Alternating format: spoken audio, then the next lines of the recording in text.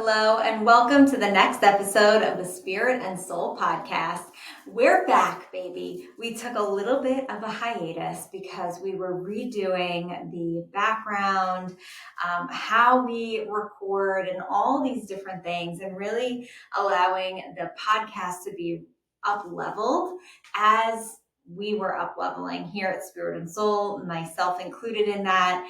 And I really wanted to have almost like a fresh start with it as we introduce this new beautiful background. So if you're watching on YouTube, you'll see it's like the most beautiful colors, and we have these like beautiful crystals in the back, and it really just, it supports this next level journey that Spirit and Soul is going on, that I am going on myself, and I'm just so excited for it. So what I would really love for you all to do is, before we even get into this episode, which is going to be a juicy one, I want to take a breath. I want to light a candle, and I want to set some really, really great intentions for you, for yourself. Like, take a moment to set some great intentions for yourself. And I want to set intentions for us here at Spirit and Soul. So of course I have one of Frank's incredible candles. You know that they are the best. If you know, you know. So we are lighting up this candle here and just allowing yourself to take a big breath in. So maybe you're driving right now listening to this. I don't want you to close your eyes, but if you're not driving, if you're just like listening, sitting down, relaxing, then close your eyes. Just take a big breath in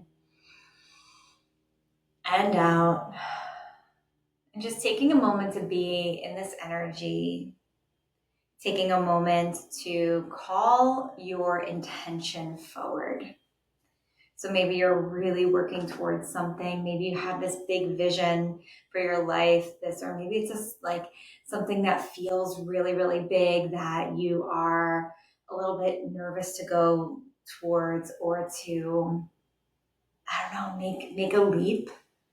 We're going to do it together, and we're going to support each other together. So what I want you to do is just take that big breath in and out. And how do you feel? Did you call that intention forward? Good. So what I really, really want to talk about, and something that's been so major on my heart, in my life, as of late, and there's been a lot going on behind the scenes, and I feel like there were so many like truly teachable moments as I was going through this entire process for months and months and months now, that I could not wait to share with you. And this whole episode is really getting behind the shift, behind when you're actually going towards something and then you actually get it, or you're like, it's like on the horizon, like it's right there and you can feel it, you know it in your heart, you feel like something big is coming, like you're finally like making headway towards things. And then you start to shift within your energy. And you start to shift, like your life almost starts, so like everything around it starts to shift, and you're like, all right, and it might feel like a lot. And I want to really dive into this today, because these are the moments where you can give up if you're not aware of exactly this. So it's really the thing that nobody talks about when you finally, and I've talked about this before. I talk about it a lot, actually, when you finally have a manifestation come to fruition. Now, I want to say that like this episode is going to be different from that, because it's not just that you've manifested something and it's here. It's that you have to really become somebody else, and you had to really like change a lot and heal a lot through the entire process. And when you start to do that, it's like almost like the universe tests you through it, and you're like, oh my gosh, another test. And this is where you need to hold on. This is where you need to know what's going on around you, because as life begins to feel hard, that is when we have the tendency to give up or to start to tell ourselves that we're not enough to do this. And I want to assure you that if something is on your heart, it is meant for you. If something is like in your vision and you can see that vision, you've already created the timeline to it. Like it's meant for you in some way. But you have to be brave enough to become the person that is meant for that thing. And you are meant to be that person. It can get a little bit scary when we have to let go of old identities. So that being said, let's really dive in. So let's talk about the lie of the glow up, baby. So the lie of the glow up is that when we are going for a goal, when we have a dream on our heart, when we are doing the work, we're manifesting like crazy and we're doing all the things, and we have this version of ourselves and this vision of ourselves and who that person is. But really what we're looking at is the outcome. We're not looking at all the things it took and all the things you had to heal through and all the things you had to go through in order to become that version of you. Okay. So we see the vision of the end game. We see the vision of you in your most happiest, fulfilled, feeling like you have all the things. And we see that version, but there's so much in the in-between that happens. And it's like almost like testing you, and you have to allow yourself to pass those tests, fail those tests so that you can pass them again. Be really mindful and very self-aware of what is coming up and what you need to do. And I think that through the entire process of the glow up, of the transformation, the more that you can be aware of your feelings, the more that you can be aware of the situations as they come up and see how they're happening for you. What are they meant to give you? The easier and quicker the process will be to kind of get to that end game. But the being self-aware is the key in all of this, because if you can do that, if you can see the things for what they are, I assure you that you will start to work through them, heal through them, move through them, and then get to the other side of it. And when you get to the other side of those things, my God, the world shifts for you, because you stepped in, you embodied the energy, you got through those things. And for some of us, it's going to take a while. There are things that have taken me a while because I didn't see them for what they were, right? So now I'm telling you, be aware, that the more aware you can be, the better off it will be for you as you go on this journey. So what happens is that we are going to, I just saw this really amazing quote that Dan Martell posted today. And he said, the doors will only open for you when you are the version of you that's able to walk through it. I was like, yes, Dan, go. Because it's so true.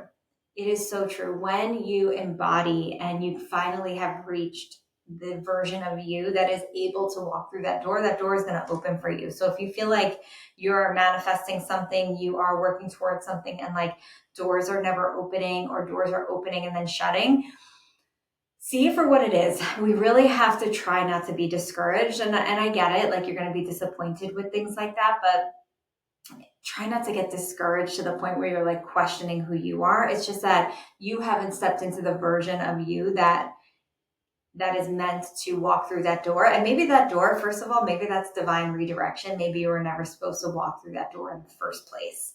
So really understanding that transformation and that end goal is freaking messy. Like, that end goal, that transformation and getting there, that version of you that's like sitting in her beach house or sitting at your lake house, or like so deeply in love and having all of the things, whatever it is that you're manifesting, and the highest and best version of you is, like, there was a lot of mess to get there. Transformation's messy. It's meant to be. And that's where all like the lessons are. That's where all the meat of it is. That's where you grow in the midst of the transformation. That's why like, even if you're on the live sales ever with me, like I talk a lot about transformation and working with stones for transformation, like moldavite and charoite and so many other stones that help you to get to that transformative energy. And that's why like the appeal of moldavite is so big, because yeah, it's going to help you to get where you need to be. And it's also going to help you get there quickly, because it's going to help to put in your face what cannot stay, the version of you that cannot stay. And that's the really uncomfortable part. That's why like people are afraid of moldavite, because they're like, I don't want my life to change. Well, then why are you manifesting that thing?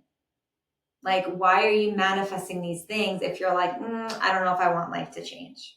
So at the end of the day, no matter what you're manifesting, your life is going to have to, no matter if it's small, big, whatever the manifestation is, your life is going to have to change in order to get it. You're going to have to change in order to get it. If you're manifesting a car, the perfect car, the car that you want, what is going to have to change about you in order to get it? Do you have to save for it and you're not so much of a saver? Are you going to have to make a bigger car payment for that? Well, what do you have to do to get that money? Who do you have to become for that? There's like so many things that can go along with that. So who do you have to become, and what old habits do you have to break in order to become that version? And that's where it starts to get a little bit messy. So we have to allow, and this is the part that our nervous systems really fight against, it is allowing an old version of ourselves to die out. It's like the death of an identity. And we want to allow that death of the identity to go, go, right? Thank you for all that you've done. You got me here, but you're not going to get me to the next level. So I'm going to take with me what I need and leave behind what I don't. Old habits, old stories, all of these things, they have to go. So we have to let these old identities die. And if you have some like resistance to that, if you're like, oh, well, I'm great just the way that I am, you are. I'm not saying that you're not. But there are also things that are holding you back, whether conscious, subconscious, fears, limiting beliefs, those things exist. And that part is the version of you that can't move forward. That's going to actually prevent you from moving forward. It's going to create a ceiling of what's possible for you. So what we have to start to do is shed that old skin. So when I say you have to let an old identity go, that's what I'm talking about. Like, you have to let the things go that are preventing you from getting to that upper echelon, that higher next level version of you. And if you can't do that, you are just going to stay where you are. And maybe that's okay with you. For me, that's never been okay. Like, once I realized and like woke up to a vision of what I was meant to do in this world, it was like nothing stopping me. Like, let's go. I know what one of my soul purposes is, and I am going to fulfill it. So I will have to become the person that can fulfill that. So I hope that makes sense, right? Like, I don't let anything stop me. I don't let anything stop me. I don't let situations, people, negativity, all of that stuff. It's just noise in the background for the bigger dream. And the more you can stay focused on that, and the more you can be surrendered to letting go of these old identities and old stories, the easier and faster it's going to be for you to reach what you want to reach. Okay, so we have to really allow ourselves to let those parts of ourselves go. And when that happens, the nervous system is going to kick in, and the mind is gonna start screaming, people. Like, it's gonna start screaming.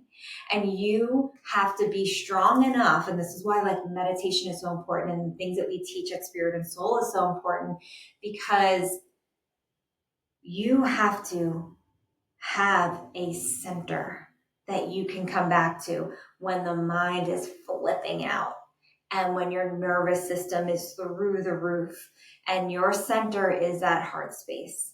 And you're going to have to come back to that and say, mind, I know you're trying to keep me safe. Nervous system, I know that this is unfamiliar, but this is the way. This is the way.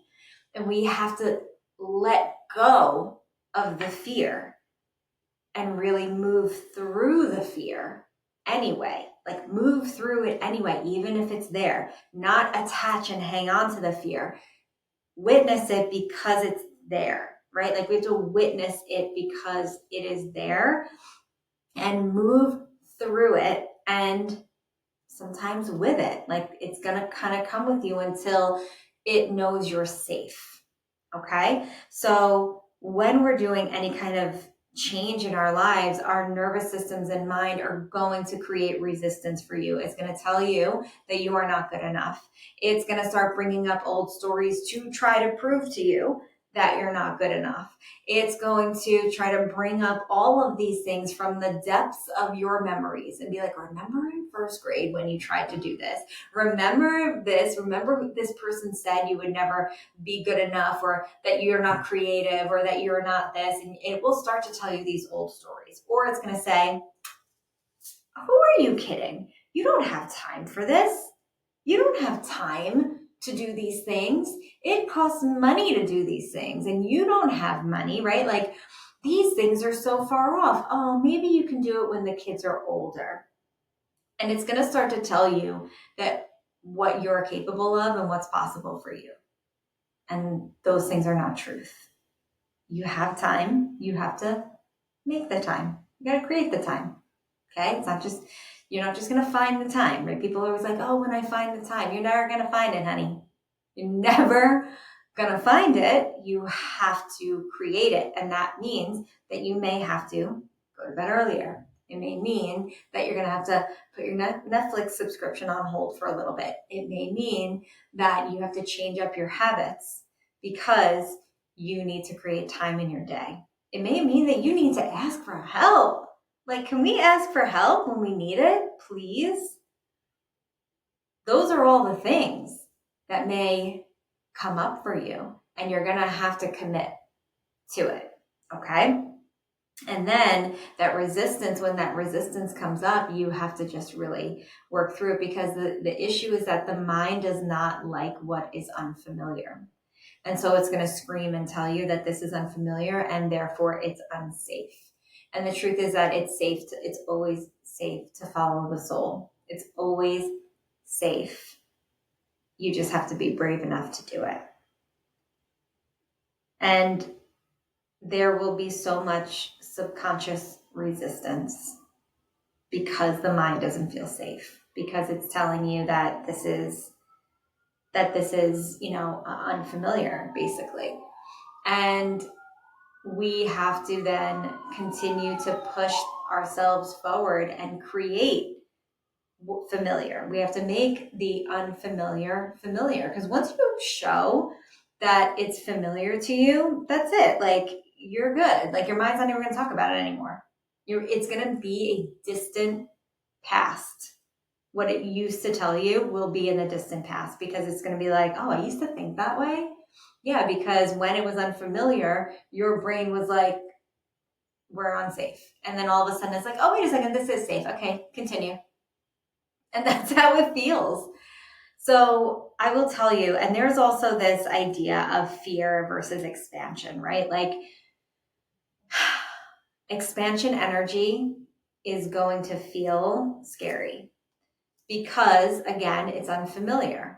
Because being so wide open and out there and doing something new, and the energy that brings is also going to create a little bit of fear, or maybe even a lot of fear within you. And you have to remember that these things are at opposite ends of the spectrum. You cannot be expansive and fearful. You can't be expansive and filled with fear. Like, I mean, filled with fear. I'm not saying that you can't be expansive and have some fear. Of course you can, of course. But what are you doing with that fear? Are you attached to that fear? So you can't be in expansive energy and attached to the fear energy as well, attached to it, making it who you are. you have to be attached to, really unattached in general, but let's just say like you really have to like be focused on your expansion, on the expansion energy. And then as the fears come up, just like maneuver through them, let them go, use it as a healing moment, go into it and understand it, right? Those are all the things that you want to start doing as fears coming up. But expansion energy is going to feel scary. But you have the tools. And if you don't have the tools, and this is all the things that we teach in Spirit and Soul, how to maneuver through fear, how to work through the fear so that you can create your biggest and best life. So I'm going to tell you, as I was really basically what happened, what I'm like, where do I begin? I started to, as I was doing, I've done so many trainings in my lifetime and still continue to do them. And I'm always on my own healing journey. I'm always going to conferences and learning new modalities and things that are calling to me, right? Not just anything, but things that call to me, and always doing my own work as well as taking that work and bringing it back to you. And what I started to see as I was doing this work was that certain modalities and the way that I was working with them, and then my own spin, like putting my own spin, I'm like, oh, I feel like it needs this. I feel like it needs that. And as I started to practice it on myself, doing my own self-healing, my own self, not even just healing, but like activating, right? Like my activations, I started to see a massive change. I started to see a quantum up level in Spirit and Soul, in myself, as I was going through all of this, who I was starting to identify with myself differently, shedding old skin. And in so doing, this beautiful method was created by me. And I created this method that is really rooted in some ancient practices, in energy, in subconscious program rewiring. And all of those things. And I've been working with so many amazing people, right? Because I knew that this type of healing wasn't really, well, maybe it's for everybody, but there's a certain level of people who are like doing work, whether they're a CEO in their business or whether they're a founder, where in order to reach next level heights in their own business, there was a lot of subconscious program unwinding that needed to happen in order to get there. And I started working with a lot of different founders of incredible businesses that are doing amazing things in the world. And it's like, if I could help them really knock down these limiting beliefs, imagine what the impact that they can make on the world, right? On such an incredible level. And so I started to do these things. And as I was stepping into this next level version of me, because at the end of the day, I started to realize that this method that I had formed, now called the $1 Billion Healer Method, I realized that this was something that I was seeing in my visions. I just didn't know what I was doing at the time, right? Like at the time it didn't have a name. I couldn't tell what it was. But now I realize, as I started to step into that energy, that this was the thing that I've been seeing all along in my visions of myself doing some of this work, right? Going up on stages, talking about these things, helping people to, working one-on-one with people, helping to rewire old belief systems.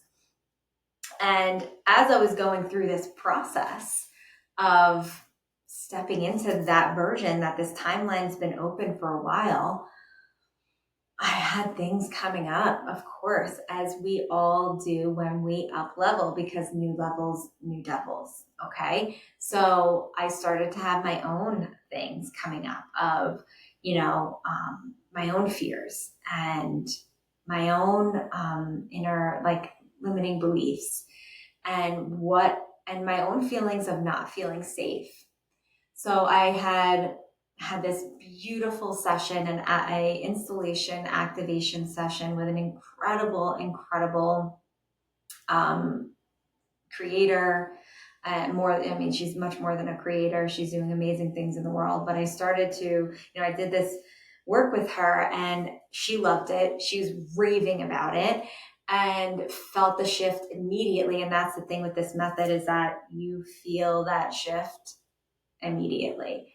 And then the quantum level things that happen from it it's pure magic.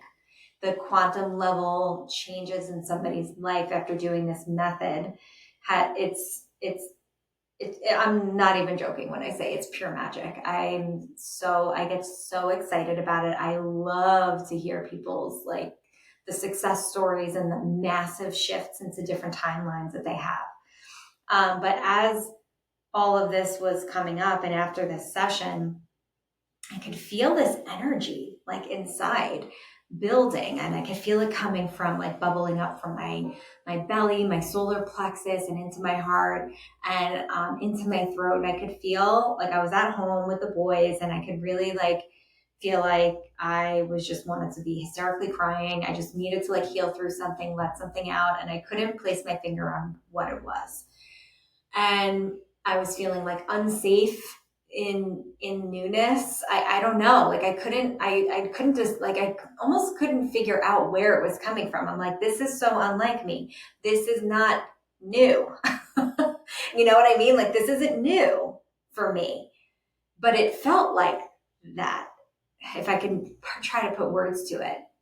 And I decided, I told my husband, I told Andrew, I said, I have to go for a walk right now. And I went for a walk, and it's the moment that my feet hit the pavement, I was maybe 5 feet from my house. The tears just started going. And as I've gone through this process in the past, especially when I was opening Spirit and Soul, where, all of the fears, you have to really witness them. And I started to just let my fears be heard. And I let all the ugliest things that my mind could say to try to keep me safe, to try to keep me at that a lower level. And I just let them all be heard. And of course, you're not going to like it, you're not going to want to hear those things. And I was bawling my eyes out. People on the street must have thought I was what I was doing. Really, because I was hysterical, hyperventilating, crying. And I'm walking the streets of where I am, and I realized that the area that I live in is all very windy and courts, and I wasn't really paying attention, which probably isn't safe, but I wasn't paying attention to where I was going. And all of a sudden, in all of this, as I'm working through the shadows, as I'm going through all of the things, I look up and I realize that I am lost. I don't know where I am. And I was right by this patch of a wooded area. And I was okay, I don't know where I am. And the second that I said that, I said to myself, I think I'm lost. I was suddenly 12 years old again. And I was 12 years old, and I could see, it was almost I don't even want to say it was a timeline, but the memory was so vivid. And so it was almost I stepped back in time and I was reliving it, where I said the same words, and I had just moved into a new town, and I got off at the wrong bus stop. And when I did that, I had gotten lost. I really had no idea where I was. I was new in the area, and I got off at this wrong bus stop, and I'm trying to find my way home, which I did. But I remembered having that thought, I'm lost. And as I turned the corner to go, I finally found my block, and I started to walk down the block. We were a new house, and there was a lot of woods in this development. And not development, but it was developing land. And across the street from us all had houses that were pre-existing. So I was walking on the side of the woods, and I felt this, I could feel a van or a car going slow behind me. So I I turned around and I saw it was a van, and I immediately, at 12 years old, I immediately went into survival mode, and I walked across the street, and I went to go into any house, like just to pretend I was like home. And what I didn't see was that there was shrubs that were covering the driveway and that there was no cars in the driveway. So this van did like a screeching turn, started going really fast, turned into the driveway that I was walking into, and I had to run for my life home. And I almost got kidnapped that day. And that was coming up with this new level, like this feeling of not feeling safe in newness again, even though it didn't feel new for me because I've been doing it for so long, right? But there was a new level being unlocked, and that's where all of this was sitting. So all of the transformation work that I had been doing forever, and really leading up to this next level version of me, next level version of spirit and soul, and what, all of the things, right? I was this 12-year-old girl that was running for her life to not get kidnapped, right? And just end of the story. I obviously am sitting here with you. I made it home safely. And I needed to heal from that. Obviously, it was something that, it's very interesting when we do our healing work, we don't recognize, because we think that things are so normal. I don't want to say normal, but it was our history. So it feels like just a part of us. And unless it's like abuse related, like physical abuse, like something that's like kind of like in your face, or like sexual abuse or things like that, we bury things and we make them a part of our norm. And the reality is that was not normal. Like, to almost get kidnapped and have to run for your life is not normal. And it wasn't coming up as a memory for me, but the feeling of it was coming up. And I didn't recognize it. I couldn't put my finger on what it was. Like, I had no idea.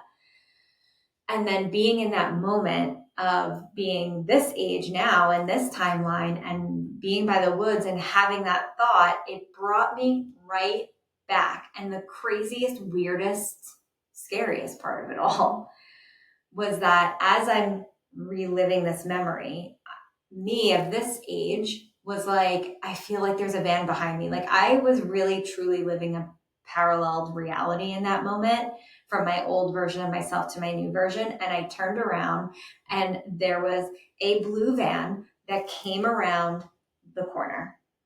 Right. But it just kept going. It was not after me. And I massively broke down on this street. Like, I massively broke down, and then I healed. Like, then I let that 12-year-old version of me feel safe. In fact, what was interesting was, as I'm having this meltdown and breakdown, Andrew happened to be driving one of our kids to jiu-jitsu, or picking them up, whatever it was. And he drove down that road and saw me there. And it was like, he saw me like crying. He's like, "Are you okay?" And I'm like, "Yes, I'm fine." But like, it was almost like, "You're safe." Like, my savior, my safety, my Andrew, like, was right there. Like, you're not alone. And all of these things happened, and it felt so magical, and it felt so aligned. And it gave me, a new sense of security in everything. Once that happened, once I healed through all of those things and found safety for that 12-year-old version of me, things have quantum leapt, unstoppable. I went home and did the $1 Billion Healer Method on myself, with this, to clear the energy, to clear it all out, to unwind those programs. And I've never felt better. The shifts that have happened have been quantum level for me. And it was because I allowed myself to go into those dark places, because I understood that transformation is sometimes extremely messy, very messy. So what I want to tell you through all of this is that, as you're going for the things that you want to go for and like the dreams that you have that are truly meant for you, all of these things are going to come up, and you have to let yourself be seen and work through them. Like, I could have sat in that old version. I could have sat and felt sorry for the 12-year-old version of me and how she was so scared after that. And honestly, I started to see throughout my whole life from this, through doing this method, that how I was really never feeling safe in my life, like physically safe. And that I really needed to unwind that. And now, like, I would look at people that went for walks and like runs, and I'm like, you're scary. I mean, you're crazy. It's scary out there. Like, you're crazy for doing these things because you could get kidnapped. And that's something that I would always think and never apply it to when I almost got kidnapped. Like, that's how buried deep that was.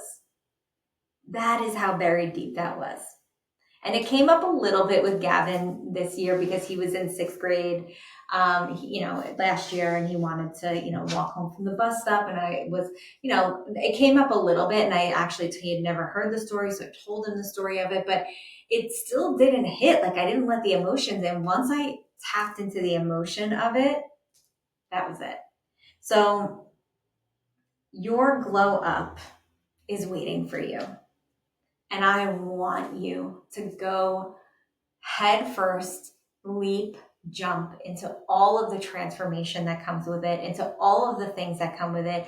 It is meant for you. It is there for you for the taking.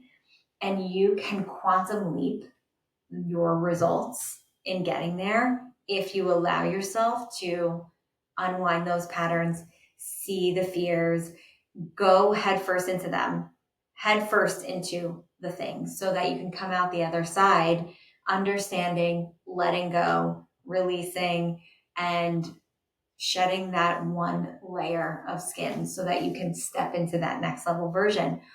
What waits for you on the other side is magnificent. I assure you. What waits for you on the other side is the best feeling, knowing, number one, that you did it. Like, you did the thing, even though it was hard. You got to the end of the rainbow. You saw it. You got your pot of gold, and your pot of gold is your manifestations. And they're literally waiting for you. It is not a myth. It's there for you. That dream life is waiting for you. And you just have to allow yourself and be a willing participant in the journey to go and get it. Okay? So I hope and pray that this story and that all of this helps you to understand that messy middle, and to know that even through the messy middle, that it is meant for you, that you are worthy of it all, and that you will get it if you keep going. Like, I want you to know that you're not stuck. You're not stuck. You're just in that in-between. And the quicker you can recognize that you're in the in-between, and the quicker that you can move through it and move through all the lessons and move through the healing and all the things, the quicker you're going to get it. The quicker you're going to just be like, oh, there it is. It's been waiting for me this whole time. I can now walk through the door, because the door will open for me, because I'm the version of myself that can walk through it. All right. So I hope that you enjoyed this episode of the Spirit and Soul podcast. And please, if this resonated with you, leave a review on Apple, on Spotify, on all of the things. Comment on YouTube. I want to hear what resonated with you. These things really, really help the podcast, of course. And we want to put these messages out into the world of the work that we are doing here, and how the transformations that people are seeing are phenomenal. They're changing their lives. And I know that you're one of those people. So thank you so much for joining me on this episode, and I will see you on the next episode of the Spirit and Soul podcast.